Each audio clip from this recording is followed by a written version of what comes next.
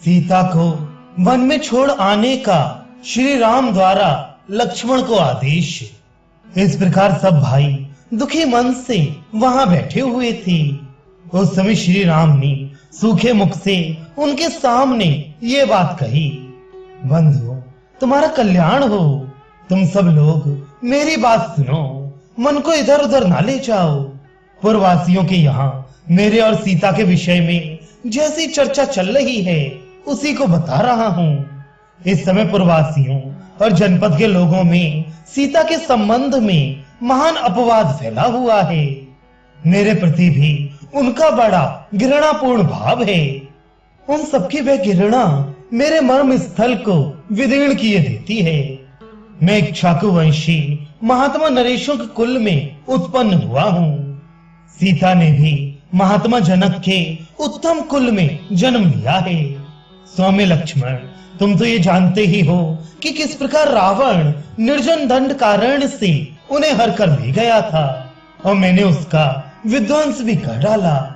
उसके बाद लंका में ही जानकी के विषय में मेरे अंतःकरण में यह विचार उत्पन्न हुआ था कि इनके इतने दिनों तक यहाँ रह लेने पर भी मैं इन्हें राजधानी में कैसे ले जा सकूंगा। सुमित्रा कुमार, उस समय अपनी पवित्रता का विश्वास दिलाने के लिए सीता ने तुम्हारे सामने ही अग्नि में प्रवेश किया था और देवताओं के समक्ष स्वयं अग्निदेव ने उन्हें निर्दोष बताया था। आकाशचारी वायु, चंद्रमा और सूर्य ने भी पहले देवताओं तथा समस्त ऋषियों के समीप जनक नंदिनी को निष्पाप घोषित किया था। इस प्रकार विशुद्ध आचार वाली सीता को देवताओं और गंधर्वों के समीप साक्षात देवराज इंद्र ने लंका द्वीप के अंदर मेरे हाथ में सौंपा था। मेरी अंतरात्मा भी यशस्विनी सीता को शुद्ध समझती है, इसीलिए मैं इन विधि नंदिनी को साथ लेकर अयोध्या आया था। परंतु अब ये महान अपवाद फैलने लगा है।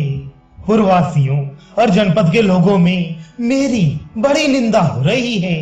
इसके लिए मेरे हृदय में बड़ा शोक है। जिस किसी भी प्राणी की अपकीर्ति लोक में सबकी चर्चा का विषय बन जाती है, वह अधम लोकों नरकों में गिर जाता है और जब तक उस अपयश की चर्चा होती है तब तक वहीं पड़ा रहता है। देवगण लोकों में अपकीर्ति की निंदा और कीर्ति की प्रशंसा करते हैं। समस्त श्रेष्ठ महात्माओं का सारा शुभ आयोजन उत्तम कीर्ति की स्थापना के लिए ही होता है। नरश्रेष्ठ बंधुओं, मैं लोक निंदा के भय से अपने प्राणों को और तुम सबको भी त्याग सकता हूँ, फिर सीता को त्यागना कौन बड़ी बात है। अतः तुम लोग मेरी ओर देखो, मैं शोक के समुद्र में गिर गया हूँ। इससे बढ़कर कभी कोई दुख मुझे उठाना पड़ा हो, इसके मुझे याद नहीं है।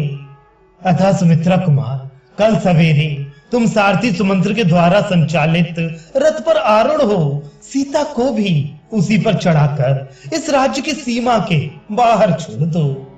गंगा के उस पार तमसा के तट पर महात्मा वाल्मीकि मुनि का दिव्य आश्रम है। रघुनंदन, उस आश्रम के निकट निर्जन वन में तुम सीता को छोड़कर शीघ्र लौट आओ।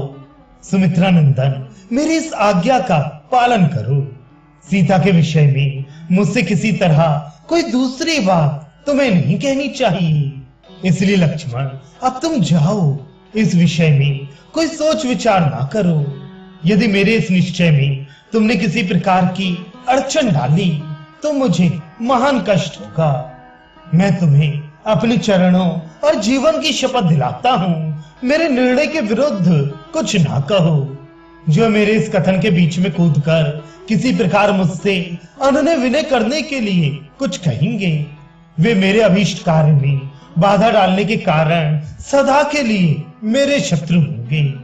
यदि तुम लोग मेरा सम्मान करते हो और मेरी आज्ञा में रहना चाहते हो तो अब सीता को यहाँ से वन में ले जाओ, मेरी इस आज्ञा का पालन करो। सीता ने पहले मुझसे कहा था कि मैं गंगा तट पर ऋषियों के आश्रम देखना चाहती हूँ, अतः उनकी इच्छा भी पूर्ण की जाए।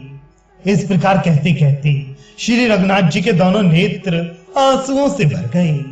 फिर वे धर्मात्मा श्री राम अपने भाइयों के साथ महल में चले गए। उस समय उनका हृदय शोक से व्याकुल था और वे हाथी के समान लंबी सांसें खींच रहे थे।